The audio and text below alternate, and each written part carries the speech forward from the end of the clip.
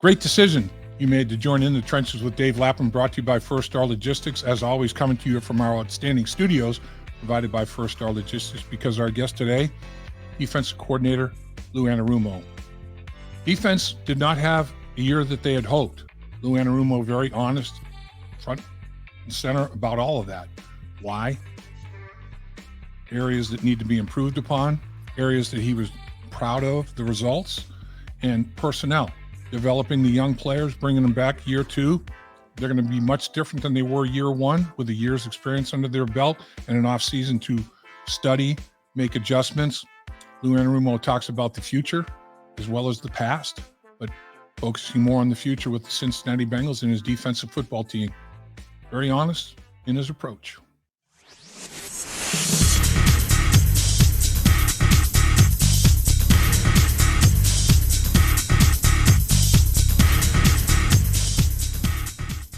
Thanks for joining us in the trenches with Dave Lapham, brought to you by First Star Logistics. As always, we're coming to you from our studios here in Cincinnati, Ohio, but our special guest and our very special guest and just an unbelievable football coach and an even better human being. And he's gracing us with his presence right now from the Sunshine State down in Florida, defensive coordinator Lou Anarumo. Coach, how you be? I'm trying to warm these bones up. Oh man, recharge the battery, warm the bones. So how you down there for a little bit of time, getting things going? Yeah, just we get a little bit of time off right after the season's over. The good news is nowadays, I would say the only thing that came out of COVID that was good is we all learned how to work remotely. So just have my iPad and I can tap into the video stuff just like it's like I'm sitting at my desk. So I do have access to that, which is great. Taking a look at some things as we rest up a little bit and get ready for the off season. So the watching, I'm sure you've watched some of the playoff games. Anything strike you? Anything that is earth shattering that you noticed that maybe the average Joe like us didn't? I just think it's you look at I think the Packers are the best example of getting hot at the right time, playing well, because once you get in the tournament, anything's possible, and as we know. And so I think that that's a key to it. I think that, teams that take advantage of takeaways and turnovers and score and, at the right time and then executing in the red zone. Like, you saw the Rams-Lions game. I thought that one was right down to the wire. And, I think the Rams just settled for three field goals. And if they convert on one of those, they probably win that game. So close. It's great to watch. Very, disappointing very disappointing that I'm sitting on the couch watching it. We're used to being in that now, but it is what it is this year. Coach, what was your reaction when Bill Belichick is on the market? Pete Carroll is on the market. What did you think in a matter of 24 hours? Two future Hall of Famers are out there. Yeah, Mike Vrabel too. Mike Vrabel. Very successful coach, and it just shows you that your lifespan as a coach, no matter who you are, has an end line wherever it may be. Coach Belichick's obviously if not the greatest coach we've ever had in our league. So it just shows you that anything can happen in the coaching profession. No doubt about that. In my mind, two things that a head coach has to have in the National Football League, head coach at any level really of football now in this era, is an ability to communicate his message and an ability to establish relationships. And Coach, you got both of those in spades. So people should take notice of that and proceed accordingly. Yeah, I appreciate it, Lou. It's once you've had time now to sit back and reflect, the season, ending and there's emotions and all that sort of thing immediately, and you have your exit meetings with your players and everything that goes along with that, and the dialogue that has gone back and forth. What's your biggest takeaway from the past season? Well, I liked how we finished the season off. Certainly that game say whatever you want. That game could have went against Cleveland. I think we were in the same situation a couple of years ago, and I think it was a very tight game. And we went up there, and I think our guys, finished the right way, which is important. Had a winning season, 3 consecutive years. The standard now is different than when we first got here. So we didn't meet our goals. We didn't meet our expectations. But, I think that the character of the people in the locker room and the character of the players and the coaches, revealed itself as we went on through. Now, it didn't go the way we wanted, but certainly, good things to come. Yeah, you hit, I think, nail on the head on many nails with that, Coach. It's like now in 2024, there are 16 teams that are going to have a winning record and 16 teams are going to have a losing record. Even the ones, all the way through the Super Bowl, one's going to win, one's going to lose. You're one of the 16 teams that 1-0, finished 2024 on an uptick, finished that season on an uptick, the finality of the 2023 season. And there's something to that. I mean, I know as a former player, winning that last game and losing that last game, when you go into the early stages of the offseason, there's an impact there. Yeah, I go back to when I coached in college. You always wanted to win your bowl game to have, like you said, go into the offseason with a good taste in your mouth and, get going in the offseason program. And when you're not in the playoffs, I think it's very important that you do that. And we were able to finish up strong. So when you reflect back on your past season, what did you do best defensively in your mind, Coach?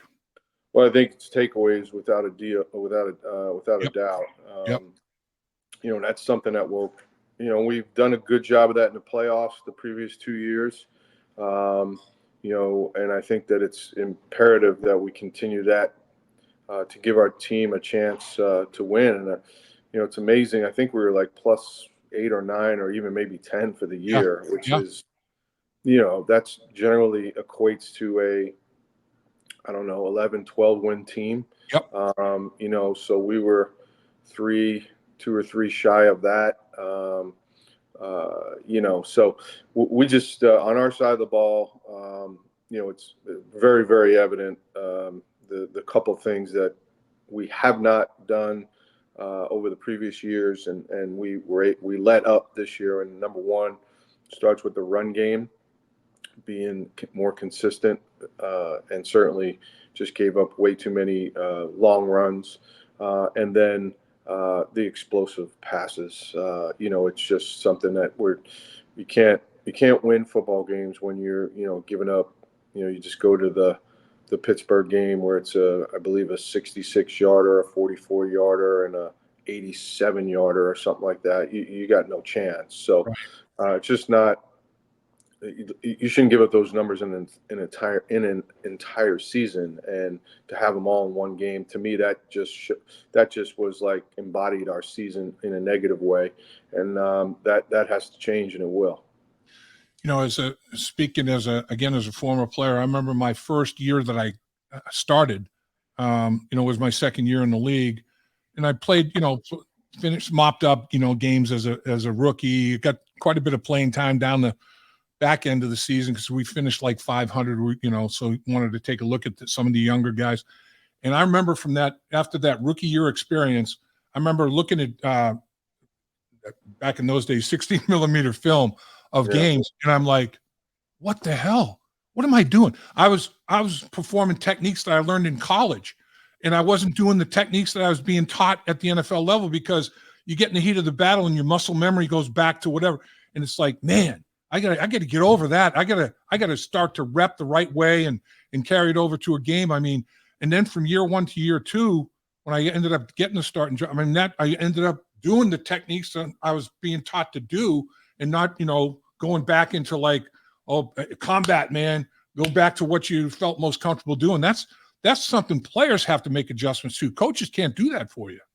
Well, I think it's a combination. I think you're right. You got to look. Each player has to look at the tape and evaluate, and it's our job to make sure we get the most out of them. And there's certainly things we can fix from a fundamental technique standpoint that has to change in the back end for sure.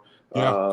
And then just our linebackers, both Logan and Jermaine, being in some man-to-man situations where they've got to, do a better job on that. And then, Trey Hendrickson is a one-man wrecking crew. We got to develop some inside rush, and I think Sam, now that he just got his ankle cleaned out, so he got his 100,000-mile check, so he'll be a better Sam Hubbard next year, or what we know Sam the Beast. So I think the rush, the coverage working together. I think we found ourselves being a little too stagnant in the back end, where one of the things we've prided ourselves on is disguising things well. And I just think when you're giving up big plays and you're a young player, you kind of go into a shell and you're, okay, what's my assignment? And I'm not trying to screw the offense up here. I want to make sure I'm lined up properly. And, we sacrifice some of the things that have made us a pretty good defense over the last few years. Yeah, that's a great point. Yeah, I mean, you can't disguise when you're not 100% on point with everything you need to be 100% on point with before you start disguising. Man, that makes total sense. But with respect to that, then the communication issue, your top-down communication probably suffered a little bit. And I remember you mentioning during the course of the season, silence deadly back there, man. You got to communicate. You can't communicate enough, right? No, 100%. And I think there was valuable lessons learned, and sometimes you got to learn them the hard way. And I think that's kind of what we experienced this year, and we'll learn from it and grow and move on. One thing I've noticed, Coach, in some of these games that get out of hand, the tackling is like incredibly sloppy. I mean, at the high level in the plus, it's crazy how much yards after contact, yards after catch that teams are accumulating against teams that had good years. I mean, tackling is it because of the lack of physical contact, the collective bargaining agreement, all that stuff? Is it hard even at this stage of the season to keep that part of it sharp? I think that number one, we're trying to tackle players that are just so elite in everything that they do from a making you miss standpoint. That throw that in there. But I think a lot of times that you maybe towards the end of the year, some teams maybe take the pads off, so you're not maybe practicing as much. I don't know. We try to stay with it all the way through. But you can certainly see it in some of the games where I know the coaches, I'm sure, weren't happy. So, Coach, you're taking time now to recharge the battery, the mind and the body as such, and you're still doing work. I mean, in today's technology, it's not like you guys, when you're away from it, you're not totally away from it. You guys, the coaching mentality, man, you guys are always thinking about it and tweaking this and changing that and trying to make things better. What kind of lay out your off season once you take this little time frame to get reacquainted with your wife and family and all that good stuff? How does it unfold from there, Coach? Well, I think it's important, that we approach it the right way, which I know we will. I think to me, it's this time of the year will be more of the player acquisition time of the year. So where we kind of put a different hat on, and we're now focusing on getting the players that can help us improve our team. And I think that we block that out, and then certainly the scheme evaluation and player evaluation of our own guys is ongoing. Right. But you want to make sure that you're not, you're focused in on what is important now. And again, the combine will be here before you know it. The draft, these pro days. So we used to do it way back when I was in college, and it was football in the morning, recruiting in the afternoon. It's free agents in the morning, football in the afternoon, vice versa. However you break up your days, they got to be segmented, and you want to just make sure you're focused on what is important and right. And in the upcoming weeks and months, it'll be player acquisition. So with all the exit interviews that took place and all that sort of thing, what was your biggest takeaway, Coach? Is there something that was consistent as you were dealing with every player that you dealt with, or Were there a few things? I think really disappointment in the way the season went. I would say guys were being very self-reflective, if that's the right way to say it, in Yeah. terms of how they can improve already and what they need to do to get better and where they're going to work out. And so the mindset was great. We have, as we've always said, we have a great we have a great locker room. So I think that was echoed as the players were coming through the building on that Monday following the Cleveland game.